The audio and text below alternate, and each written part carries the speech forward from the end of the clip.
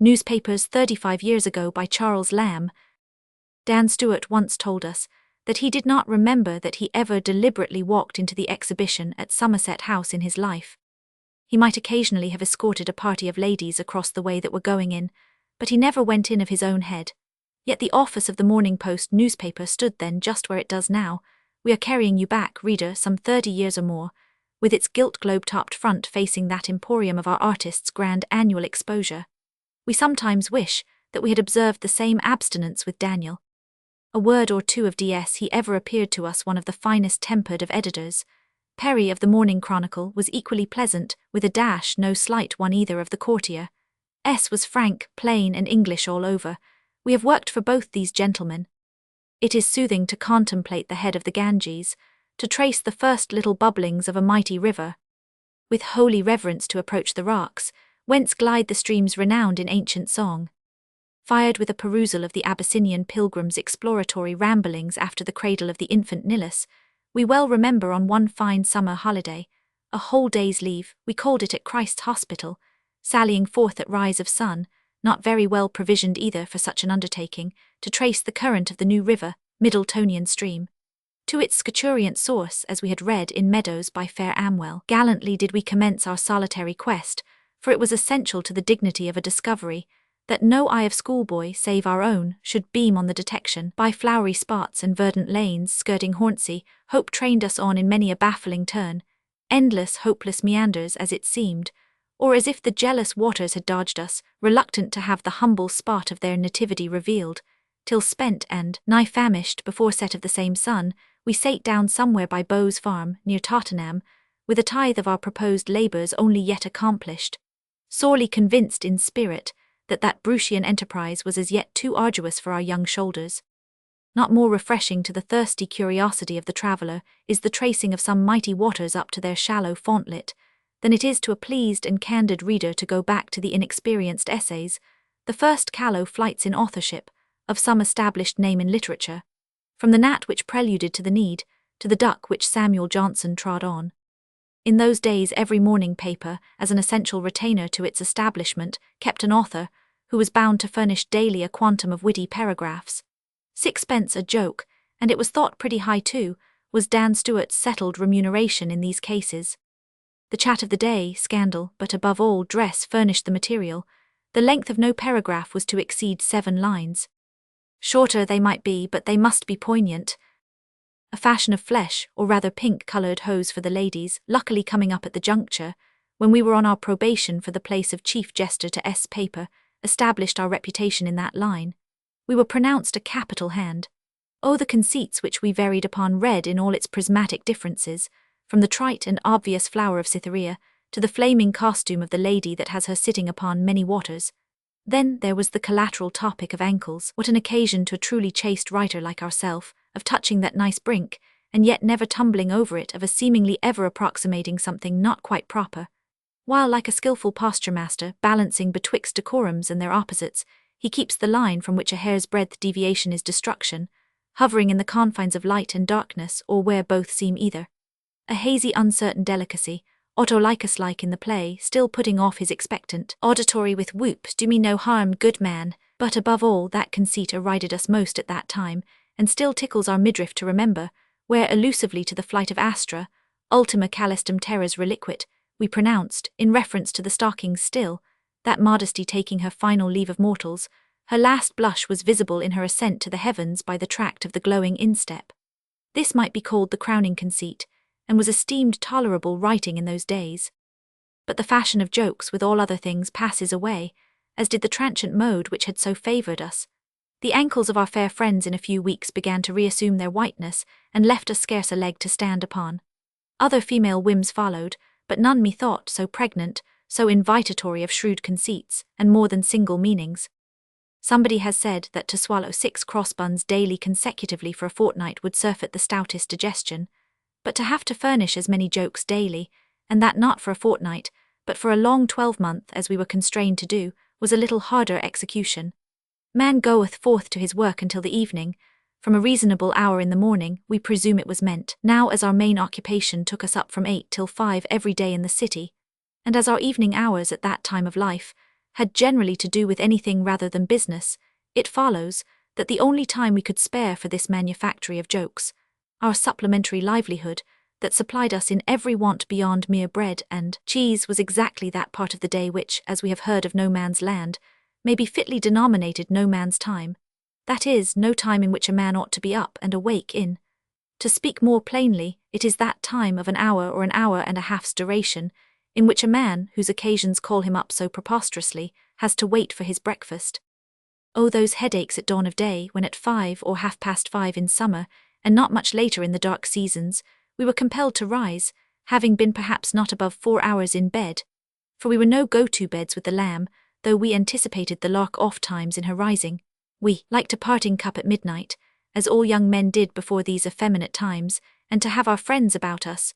We were not constellated under Aquarius, that watery sign, and therefore incapable of Bacchus, cold, washy, bloodless. We were none of your Basilian water sponges, nor had taken our degrees at Mount Ague. We were right toping Capulets, jolly companions, we and they. But to have to get up, as we said before, curtailed of half our fair sleep fasting, with only a dim vista of refreshing bohea in the distance, to be necessitated to rouse ourselves at the detestable rap of an old hag of a domestic, who seemed to take a diabolical pleasure in her announcement that it was time to rise, and whose chappy knuckles we have often yearned to amputate and string them up at our chamber door, to be a terror to all such unseasonable rest-breakers in future. Facile and sweet, as Virgil sings, had been the descending of the overnight, balmy the first sinking of the heavy head upon the pillow, but to get up, as he goes on to say, Revacere gradus, superisque evadir ad horas, and to get up moreover to make jokes with malice prepended, there was the labour, there the work. No Egyptian taskmaster ever devised a slavery like to that our slavery. No fractious operants ever turned out for half the tyranny which this necessity exercised upon us. 6 jests in a day, baiting Sundays too, why, it seems nothing. We make twice the number every day in our lives as a matter of course and claim no sabbatical exemptions, but then they come into our head. But when the head has to go out to them, when the mountain must go to Mahomet. Reader, try it for once, only for one short 12-month.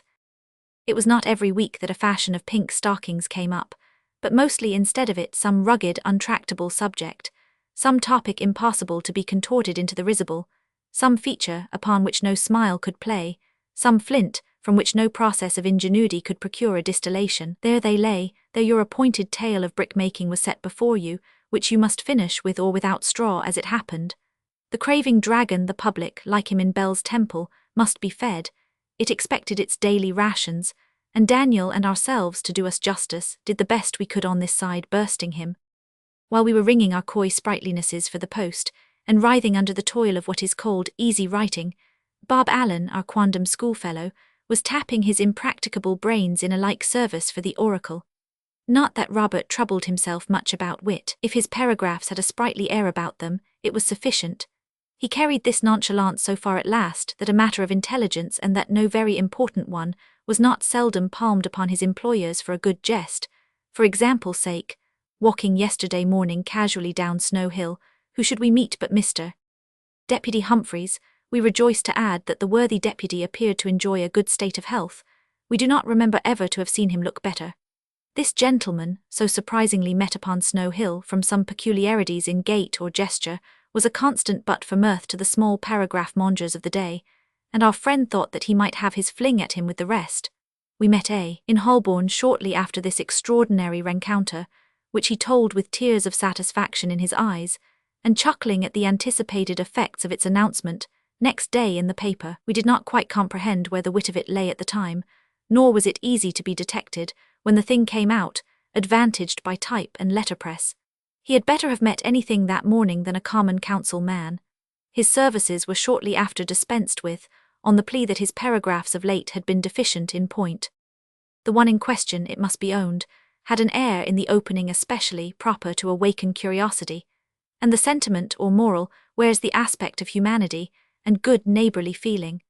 But somehow the conclusion was not judged altogether to answer to the magnificent promise of the premises. We traced our friend's pen afterwards in the True Briton, the Star, the Traveller, from all which he was successively dismissed, the proprietors having no further occasion for his services.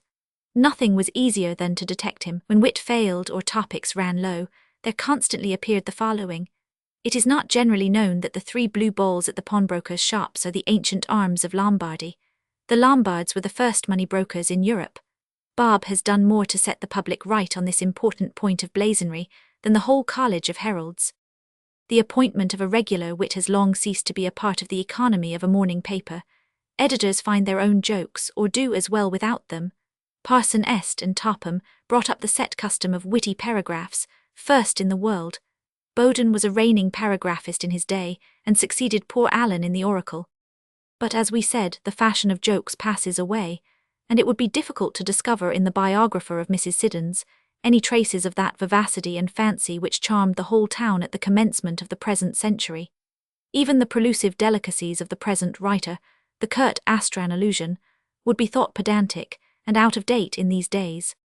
From the office of the Morning Post, for we may as well exhaust our newspaper reminiscences at once, by change of property in the paper, we were transferred, mortifying exchange, to the office of the Albion newspaper, late Rackstrow's Museum in Fleet Street. What a transition from a handsome apartment from rosewood desks and silver inkstands to an office, no office but a den rather, but just redeemed from the occupation of dead monsters, of which it seemed redolent, from the centre of loyalty and fashion to a focus of vulgarity and sedition.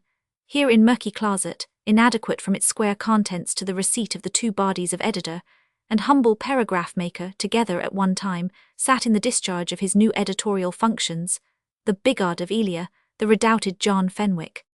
F. without a guinea in his pocket, and having left not many in the pockets of his friends whom he might command, had purchased on tick doubtless, the whole and sole editorship, proprietorship, with all the rights and titles, such as they were worth of the Albion from one Lovell, of whom we know nothing, save that he had stood in the pillory for a libel on the Prince of Wales with this hopeless concern, for it had been sinking ever since its commencement, and could now reckon upon not more than 100 subscribers.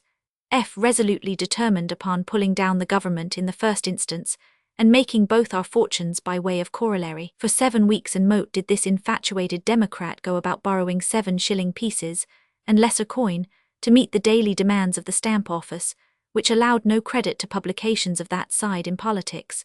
An outcast from politer bread, we attached our small talents to the forlorn fortunes of our friend. Our occupation now was to write treason.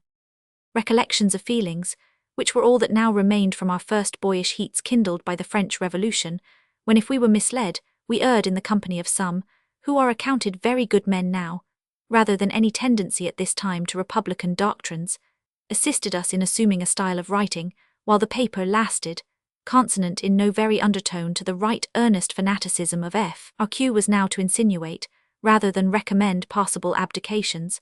Blocks, axes, Whitehall tribunals were covered with flowers of so cunning a periphrasis, as Mr. Bayes says, never naming the thing directly, that the keen eye of an attorney general was insufficient to detect the lurking snake among them. There were times, indeed, when we sighed for our more gentlemanlike occupation under Stuart, but with change of masters it is ever change of service. Already one paragraph, and another, as we learned afterwards from a gentleman at the Treasury, had begun to be marked at that office, with a view of its being submitted at least to the attention of the proper law officers, when an unlucky, or rather lucky epigram from our pen aimed at Sir J. S.M. H., who was on the eve of departing for India to reap the fruits of his apostasy, as F. pronounced it, it is hardly worth particularizing, happening to offend the nice sense of Lord, or as he then delighted to be called, Citizen Stanhope, deprived F. at once of the last hopes of a guinea from the last patron that had stuck by us, and breaking up our establishment, left us to the safe, but somewhat mortifying, neglect of the Crown lawyers. It was about this time, or a little earlier, that Dan Stuart made that curious confession to us that he had never deliberately walked into an exhibition at Somerset House in his life,